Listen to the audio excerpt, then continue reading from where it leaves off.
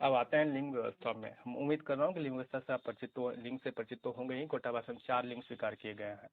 अब सबसे पहले सवाल ये उठता है कि लिंग कहाँ कही जाता है। तो संज्ञा जिस रूप से वस्तु की जाति का बोध होता है उसे लिंग कहते हैं। लिंग के द्वारा हमें संज्ञा सर्वनाम विशेषण आदि शब्दों की जाति का बोध होता है। हिंदी व्याकरण में मूलतः 2 ही लिंग माने गए हैं, पुल्लिंग व स्त्रीलिंग। जबकि हिंदी की मूल स्रोत भाषा संस्कृत में इन दोनों लिंगों का अतिरिक्त तृतीय लिंग के रूप में नपुंसक लिंग को भी स्वीकार किया गया है। इसी प्रकार खोटा भाषा में नपुंसक लिंग के साथ साथ चौथे लिंग के रूप में उभय लिंग को भी स्वीकार किया गया है। तो यहाँ समझ में आ गया लिंग किसे कहते हैं। लिंग से हमें क्या होता है, संज्ञा सर्वनाम की जाति का बोध होता है। मतलब संज्ञा जिस रूप से वस्तु की जाति का बोध है उसे लिंग कहते हैं, या हम कह सकते हैं लिंग के द्वारा ही हमें संज्ञा सर्वनाम विशेषण आदि की जाति का बोध होता है। वैसे तो विशेष रूप से संज्ञा की जाति का बोध होता है। अब प्रश्न यदि पूछा जाता है तो संज्ञा के शब्द से पूछा जाता है कि इसका लिंग क्या है, पुल्लिंग है, स्त्रीलिंग है, नपुंसक लिंग, उभय लिंग है, इस तरह से। तो खोटा भाषा में कितने लिंग स्वीकार किए गए हैं? 4 लिंग स्वीकार किए गए हैं, पुल्लिंग, स्त्रीलिंग, उभयलिंग और नपुंसक लिंग। कहा कही जाता है, जरा इसको देख लिया जाए। जिस संज्ञा से पुरुषत्व का बोध होता है उसे पुल्लिंग कहते हैं। देखिए पहचान का तरीका बड़ा सरल और सिंपल सा रखा हुआ है कि यहाँ पर कुछ भी अतिरिक्त बातें नहीं बताता है व्याकरण, या कोई अलग से नियम नहीं देता है। ये कहता है केवल कि यदि पुल्लिंग शब्दों का आपको पहचान करना तो आप परिभाषा याद रखिए। तो परिभाषा पहले देख लेते हैं। जिस संज्ञा से पुरुषत्व का बोध होता है उसे पुल्लिंग कहते हैं, जैसे सांडा, बवरी, हरवाहा, लीरू, डोंगा, बाभन। तो ये सारे क्या है, ये पुल्लिंग शब्द हैं। या जिस संज्ञा से स्त्रीत्व का बोध होता है उसे स्त्रीलिंग कहते हैं, जैसे साढ़ीन, बौराइन, रोपनी, डोंगी, बाभनी इत्यादि।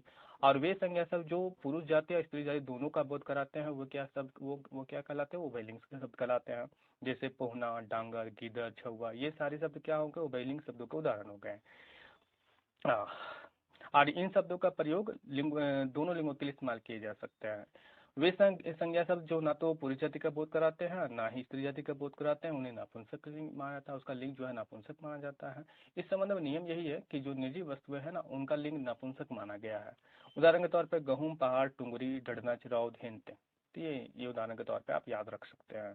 तो यहाँ पर मैं फिर से एक बार रिपीट कर दूं कि कोटा भाषा में ना कुछ विशेष नियम नहीं बताए गए हैं कि आप किस प्रकार एक पुल्लिंग के शब्द का, एक स्त्रीलिंग के शब्द का, एक उभयलिंग का शब्द का, या फिर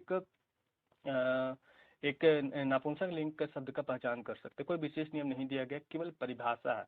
मतलब जिस संज्ञा से पुरुष का बोध होता है उसे आप पुल्लिंग मानिए, और जिससे स्त्री का बोध होता है उसे आप स्त्रीलिंग मानिए, उसका लिंग स्त्रीलिंग मानिए। और जिससे क्या हो, दोनों का ही बोध हो, पुल्लिंग का ही बोध होगा, पुरुष का ही बोध हो और स्त्री का ही बोध हो, तो आप उसे उभयलिंग मान लीजिए। और जिससे इन दोनों का बोध ना पुरुष का बोध हो ना स्त्री का बोध हो, तो आप उसे नपुंसक, उसका लिंग जो है आप नपुंसक मान लीजिए। उदाहरण के तौर पे आप यहाँ पर जो उदाहरण मैंने दिए हैं आप इसको याद रख सकते हैं। अब सवाल तो ये उठता है कि पहचान का नियम तो हमें दिया नहीं गया है, तो फिर हम पहचान करें कैसे। मान के चलिए एग्जाम में हमसे 4 विकल्प देकर पूछा जाए कि इनमें से कौन सा शब्द पुल्लिंग है या कौन सा शब्द स्त्रीलिंग है, तो समस्या तो खड़ी हो जाती है। नापुंसक लिंग के संदर्भ में तो एक नियम दिया गया है कि जितने भी निर्जीव पदार्थ होते हैं आप उसका लिंग नापुंसक मान लो। पर समस्या खड़ी होती है कहाँ पर, पुल्लिंग और स्त्रीलिंग में और उभयलिंग शब्दों में पहचान करने का बहुत ही समस्या आती है। पहले हम देखते हैं हिंदी भाषा में स्थितियाँ क्या है, उसको यदि समझ लेंगे तो फिर कोटा भाषा की स्थिति को समझने में आसानी होगी। लिंग निर्णय। हिंदी व्याकरण में लिंग की समस्या अत्यंत जटिल है, क्योंकि हिंदी भाषा सिर्फ 2 लिंगों के आधार पर कार्य करती है। ना तो इसके पास संस्कृत की तरह नपुंसक लिंग है, ना खोटा भाषा की तरह है उभय लिंग। अतः जो संज्ञाएं पुल्लिंग या स्त्रीलिंग से निरपेक्ष होती है उनका लिंग निर्धारण कठिन हो जाता है। जैसे जैसे हवा, पहाड़, पहाड़, नदी।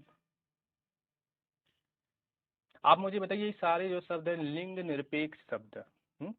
मतलब लिंग निरपेक्ष शब्द है ना, पुल्लिंग स्त्रीलिंग निरपेक्ष शब्द है। आप मुझे ये बताइए कि यदि मान चला हिंदी भाषा में यदि आप व्याकरण पढ़ने के लिए बैठते हैं और यदि आपसे प्रश्न ये पूछा जाता है कि हवा का लिंग क्या माना गया है, क्या होता है हवा का लिंग, या पहाड़ का लिंग क्या, पहाड़ क्या है, पुरुष है स्त्री है, या नदी के बारे में पूछा जाए, या सड़क के बारे में पूछा जाए, सड़क क्या है, तालाब क्या है, इसका लिंग क्या है, तालाब को क्या माना गया, पुरुष माना गया, स्त्री माना, इसका लिंग क्या है, तब बहुत समस्या खड़ी हो जाती है। इसी कारण से कहा जाता है कि लिंग में जो हिंदी भाषा में जो लिंग की समस्या है ना बहुत ही ज़्यादा जटिल है। अब यहाँ पर ये है, यूँ तो लोक प्रचलन के आधार पर कुछ नियम निश्चित हो गए हैं, पर सच यही है कि आज भी हिंदी की लिंग व्यवस्था पूर्णतः वस्तुनिष्ठ नहीं हो सकी है। इसलिए प्रत्येक संज्ञा के लिंग से आपको परिचित होना आवश्यक है। यदि आप वाक्य का निर्माण कर रहे हैं तो फिर आपको प्रत्येक लिंग का लिंग का जानकारी होना, प्रत्येक संज्ञा के शब्द के लिंग का जानना जरूरी हो जाता है। अब जिसके लिए हिंदी भाषा में कई नियम बनाए गए, जिससे सभी ग्रहों, तारों, पहाड़ों, सागरों, रत्नों, धातुओं, द्रव पदार्थों, वर्षों, महीनों, वृक्षों को पुल्लिंग, जबकि भाषाओं, तिथियों और नदियों को स्त्रीलिंग माना गया है। लेकिन जितने नियम हैं उतने अपवाद भी हैं। अब यदि मैं नदी के संदर्भ में एक बात बताना चाहूँ, तो गंगा नदी को, यमुना नदी को तो स्त्रीलिंग माना जाता है, पर ब्रह्मपुत्र को माना जाता है पुल्लिंग। तो जितने नियम बनाए गए उतने अपवाद है, जबकि नियम क्या कहता है कि जो नदियां हैं, नदियों के जो नाम होंगे उसका आप स्त्रीलिंग मान सकते हैं, जबकि फिर हमें बाद में क्या बताया जाता है कि जो ब्रह्मपुत्र नदी है उसे क्या माना जाता है, वो पुल्लिंग माना जाता है। तो जितने नियम है उतने अपवाद है। लेकिन घोटा भाषा में क्या है कि लिंग संबंधित सारी समस्याओं का समाधान कर लिया है। जहाँ हिंदी भाषा केवल 2 लिंगों पर कार्य करती है, वहीं घोटा भाषा 4 लिंगों के आधार पर कार्य करती है, पुल्लिंग, स्त्रीलिंग, उभयलिंग और नपुंसकलिंग। तो इस प्रकार साफ है कि जिस संज्ञा से पुरुष का बोध होता है उसे आप पुल्लिंग मानिए, जिस संज्ञा से स्त्रीत्व का बोध होता है, स्त्री का बोध हो, उसे स्त्रीलिंग मानिए आप, और जिस संज्ञा से दोनों जाति का बोध होता है उसे उभयलिंग मानिए, और जिससे दोनों जाति का बोध नहीं होता उसे आप नपुंसक लिंग मान लीजिए। नपुंसक लिंग के संदर्भ में नियम यह है, साधारण नियम यह है कि सारे निजी वस्तुओं को बिना लिंग का माना जाता है। वाक्य रचना में संज्ञा के, फिर हमें क्या होता है, ऐसी स्थिति में वाक्य रचना में संज्ञा के लिंग का ध्यान रखना नहीं पड़ता। आप इस वाक्य को हवा बहती है, हवा बहता है यदि खोटा भाषा में लेखन करे तो यह दोनों ही वाक्य लिंग की दृष्टि से सही माना जाएगा, क्योंकि हवा एक निजी वस्तु है और इसका लिंग जो है नपुंसक लिंग होगा। और इसका मतलब यही हुआ कि फिर हमें लिंग का ध्यान में रखना आवश्यक नहीं पड़ेगा। एक निजी पदार्थ है तो इसका लिंग नपुंसक माना जाएगा। और खोटा भाषा में स्थितियाँ यही होगी कि फिर हमको ऐसे स्थिति में वाक्य की जब रचना करेंगे तो फिर हमको कर्ता का लिंग का ध्यान रखना आवश्यकता नहीं पड़ेगा। कारण क्या है, अब जरा सा हवा बहता है, इसको थोड़ा सा और मैं डिफाइन करता हूँ। हवा बहता है, हिंदी भाषा में स्थितियाँ क्या है, हवा बहता है यदि मैं लिख दूं तो वो क्या कहेंगे, ये वाक्य गलत है। फिर मैं यहाँ पर लिखूंगा हवा बहती है तो बोलेगा हाँ ठीक है, अब ये वाक्य सही है लिंग की दृष्टि से। कारण क्या है कि हवा को हिंदी भाषा क्या मानती है, पुल्लिंग मानती है। और पुल्लिंग, सॉरी, हवा को क्या मानती है, स्त्रीलिंग मानती है। और कोटा भाषा में तो यहाँ नहीं, हम लोग नापुंसक लिंग के अंतर्गत इसको रख सकते हैं, बिना लिंग का रख सकते हैं, या कहूँ नापुंसक लिंग के अंतर्गत रख सकते हैं, तो फिर हमको आवश्यकता ही नहीं पड़ती है कि हम एक वाक्य की जब रचना करेंगे तो फिर हमें लिंग का ध्यान ना भी रखें तो भी स्थिति में हमारा वाक्य गलत नहीं होता। लेकिन एक और समस्या यहाँ पर देखने को मिलती है कि लिंग का बहुत ही कम प्रभाव पड़ता है क्रिया के शब्दों पर। जैसे मैं यहाँ पर लिख रहा हूँ, देखिएगा, मंगरा, मंगरा खा है, सुगनी खा है, सुगनी खा है। देख रहे हैं इन दोनों वाक्यों को, मंगरा खा है, सुगनी खा है। पहले वाक्य में मंगरा क्या है, आप कहोगे पुरुष है, पुरुष है, सही है। और दूसरे वाक्य में सुगनी क्या है, तो आप कहोगे स्त्री है। तो आप आसानी से पहचान करेंगे ये पुल्लिंग का शब्द है, ये स्त्रीलिंग का शब्द है। अच्छी बात है। हिंदी भाषा में यही हम क्या लिखते हैं, मंगरा खाता है, लिखते हैं ना, मंगरा खाता है। और सुगनी खाती है, हम यही लिखेंगे ना, सुगनी खाती है।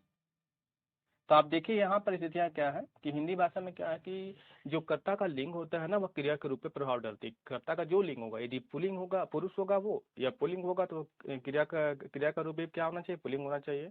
और यदि कर्ता का रूप यदि स्त्रीलिंग है तो क्रिया का रूप भी क्या होना चाहिए, स्त्रीलिंग होना चाहिए। तो हिंदी भाषा में तो जो कर्ता का लिंग होता है वो क्रिया पर बहुत ज़्यादा प्रभाव डालता है, बहुत ज़्यादा प्रभाव डालता है। लेकिन कोटा भाषा में ये चीज़ देखने को नहीं मिलता। ये बहुत कम जगहों पर ऐसा होता है, बहुत कम वाक्यों में ऐसा होता है जहाँ पर आपको ये स्पष्ट प्रभाव दिखेगा कि जो कर्ता का लिंग होता है वही क्रिया का लिंग होगा। बात है कि अधिकतर जगह में मैंने प्रयोग करके देखा है कि यहाँ पर लिंग के द्वारा कर्ता के लिंग का क्रिया पे ज्यादा प्रभाव नहीं पड़ता है। और एक व्यवस्था आती है, एक व्यवस्था है वाच्य व्यवस्था। आप एक टॉपिक पढ़ते होंगे खोटा भाषा में, वाच्य व्यवस्था। और वाच्य व्यवस्था में यही बताती है कि एक वाक्य में प्रधान कौन है, प्रधान कौन है, कर्ता प्रधान है, कर्म प्रधान है, या भाव प्रधान है। अब यदि कोई वाक्य में कर्ता प्रधान होगा तो उसके अनुसार ही क्रिया ही होगी, उसके अनुसार ही क्रिया ही होगी। इसका मतलब ये हुआ कि जो क्रिया का लिंग होगा, वचन होगा, उसी के अनुसार एक वाक्य में जो कर्ता का लिंग होगा और जो वचन होगा वही क्रिया का लिंग और वचन होना चाहिए, लिंग और वचन होना चाहिए। तो ये प्रभाव बहुत ही नगण्य दिखता है, क्योंकि मैंने प्रयोग करके देखा है तो लिंग के क्रिया का जो कर्ता का जो लिंग होता है बहुत ही कम प्रभाव डालता है क्रिया के शब्दों पर। कुछ जगह पर आपको देखने को मिलेगा, कुछ जगह पर आपको देखने को नहीं मिलेगा। तो इस चीज़ को समझ गए होंगे। तो आपने देख लिया ना कि खोटा भाषा में कितने लिंग स्वीकार किए गए हैं, 4 लिंग स्वीकार किए गए। उदाहरण के तौर पे मैं आपको 4 उदाहरण दे देता हूँ उन शब्दों का। पुल्लिंग में आपको याद रख लेना है, यहाँ पर आपको पुल्लिंग में याद रख लेना है सांडा, सांदा, और स्त्रीलिंग में याद रखना है सांडी, और उभय लिंग में आपको याद रखना है पोहना। मतलब इस शब्द का प्रयोग एक स्त्री के लिए भी किया जा सकता है और एक पुरुष के लिए भी। यदि पोहना मंगरा है तो भी आप पोहना ही कहेंगे, और यदि पोहना सुगनी है तो सुगनी, हम सुगनी को भी पोहना का, सुगनी के लिए भी पोहना शब्द का प्रयोग कर सकते हैं। जैसे पोहना आइल है, अब पोहना मंगरा हो सकता है या सुगनी हो सकती है, तो या तो पोहना मंगरा हो सकता है या तो सुगनी हो सकती है। तो इसका मतलब ये है कि पोहना जो शब्द है एक उभय लिंग शब्द है, और इसका प्रयोग दोनों लिंगों के लिए किया जा सकता है, पुल्लिंग के लिए भी स्त्रीलिंग, मतलब पुरुष और स्त्री दोनों के लिए प्रयोग किया जा सकता है। इसी कारण से पोहना जो शब्द है ये माना जाता है कि ये उभय लिंग शब्द है, खोटा भाषा में प्रयोग होने वाला उभय लिंग शब्द है। और यहाँ पर एक देख लीजिए अब बहार, ये जो शब्द है ये नापुंसक लिंग है। आप देख सकते हैं, बहुत आसान सिंपल है, साधारण सा है कि जीवित है नहीं। अब जीवित है नहीं, निर्जीव वस्तु है, तो वैसे स्थिति में हम तो बहुत स्पष्ट रूप से कर दिया गया कि आप यदि कोई जीवित निर्जीव वस्तु है तो आप उसका लिंग उसका लिंग आप नपुंसक मानिए। तो यहाँ पहचान करने का तरीका तो बड़ा अच्छा दे दिया है। पहचान करने का जो नपुंसक लिंग का पहचान करने का तरीका बड़ा बढ़िया दे दिया है कि जो निर्जीव वस्तु है सबको इसके अंतर्गत रख दिया गया है। बाद में की समस्या जो खड़ी होती है वो समस्या खड़ी होती है पुल्लिंग, स्त्रीलिंग और पुल्लिंग, स्त्रीलिंग और उभयलिंग के संदर्भ में। तो यहाँ पर स्थितियाँ वही होगी कि आपको फिर कुछ नियम, विशेष नियम तो बताए नहीं गए कि कौन सा पुल्लिंग का शब्द होगा, कौन सा स्त्रीलिंग का शब्द होगा, कुछ तो बताया गया नहीं, कोई विशेष नियम। तो फिर ऐसी स्थिति में आपको क्या हो करना होगा, शब्दों को थोड़ा याद रखना पड़ेगा। वैसे देखा गया हिंदी भाषा में स्थितियाँ ये है कि जो जातिवाचक संज्ञाएं जो है ना, हिंदी भाषा में बता रहा हूँ कि हिंदी भाषा में जो जातिवाचक संज्ञाएं हैं, जो जिसका अंत आ से होता है, आ से होता है, वो सामान्यतः क्या होता है, वो समानता होते हैं पुल्लिंग। आज जिसका अंत में ई आता है, ई आता है, सॉरी ये वाला मैं थोड़ा सा सुधार लूँ, ये मात्रा आती है ई की, दीर्घ दीर्घ दीर्घ की मात्रा आती है, माना समानता जो है वो स्त्रीलिंग होता है, स्त्रीलिंग सब होते हैं। खोटा भाषा में भी आप इसका प्रयोग करके देख सकते हैं, ये चीज यहाँ पर भी काम आ जाएगा, यहाँ पर भी काम आता हुआ दिखेगा आपको। चलिए अब आते हैं हमें, वैसे प्रत्ययों को यदि आप ध्यान रखेंगे ना, यदि प्रत्ययों को ध्यान रखेंगे, जिससे क्या होता है कि पुल्लिंग से स्त्रीलिंग बनाया जाता है, यदि प्रत्ययों को याद रखेंगे तो भी आपको पहचान करने में बड़ा सहायता कर देगा। कि यदि विकल्प, 4 विकल्प देखा तो है कि इसमें स्त्रीलिंग शब्द कौन है, मान के चला जाए कि चार विकल्प देखकर आपसे पूछा जाए कि इसमें स्त्रीलिंग शब्द कौन है, तो फिर यदि प्रत्यय आपको ध्यान रहेगा ना, तो फिर आप उससे पहचान कर सकते हैं। पुल्लिंग और स्त्रीलिंग के मध्य में तो आप तुलना कर ही सकते हैं। चलिए फिर उभय लिंग बच जाता है, तो फिर उभय लिंग का तो आपको परिभाषा याद रखना होगा कि वैसे सब जो एक स्त्री और पुरुष दोनों के लिए प्रयोग में लाया जा सकता है उसे उभय लिंग कहा जाता है। अब देखते हैं लिंग परिवर्तन के नियम। खोटा भाषा में पुल्लिंग से स्त्रीलिंग के परिवर्तन की प्रक्रिया भी मोटे तौर पर निश्चित है, जिसके प्रमुख सूत्र इस प्रकार है। खोटा भाषा में स्त्रीलिंग शब्द बनाने के लिए आमतौर पे आइन, इन, ई, वाइन और नी जैसे प्रत्ययों का उपयोग किया जाता है। समानता, यदि किसी पुल्लिंग शब्द के अंत में आइन या इन जोड़कर उसे स्त्रीलिंग में बदलना हो और उस शब्द के अंत में बड़ी की मात्रा हो तो यह मात्रा छोटी में बदल जाती है। बाकी प्रत्ययों के संदर्भ में कोई विशेष नियम नहीं है। जैसे आप देख सकते हैं आइन, आइन में क्या है कि आइन प्रत्यय जुड़ेगा, जैसे मुंडा से क्या होगा, इसमें यदि आइन जोड़ दिया जाए तो ये मुंडाइन बन जाएगा। पंडित में पंडिताइन बन जाएगा, मांझी में मंझियाइन बन जाएगा। तो आपने देखा मांझी वाला शब्द देख रहे हैं, यहाँ पर बड़ी की मात्रा है, मांझी में बड़ी, अंत में बड़ी की मात्रा है, तो मैं नियम क्या कहता है, बड़ी की मात्रा इसको छोटी में बदल दीजिए, तो मांझी की जगह मंझियाइन हो जाएगा। उसी प्रकार इन आप देख रहे हैं, कुर्मी से कुर्बिन हो गया, कोयरी से कोयरिन हो गया, तेली से तेलिन हो गया। दोनों नियम समझ रहे हैं ना कि बड़ी की मात्रा तो फिर छोटी की मात्रा बदल जाएगा, तो ये ध्यान रखें। फिर यहाँ पर ई का ही प्रयोग किया था पुल्लिंग से स्त्रीलिंग बनाने में। घोड़ा से घोड़ी हो गया, बूढ़ा से बूढ़ी हो गया, काका से काकी हो गया। तो यहाँ पर देखा गया जो शब्द के अंत में आ पर आता है ना, समानता है, ऐसा तो नहीं है पूर्ण रूप से सत्य, पूर्ण रूप से यह नियम सही हो सकता है।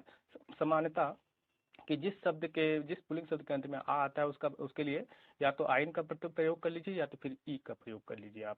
जैसे घोड़ा से घोड़ी बन गया, बूढ़ा से बूढ़ी, काका से काकी।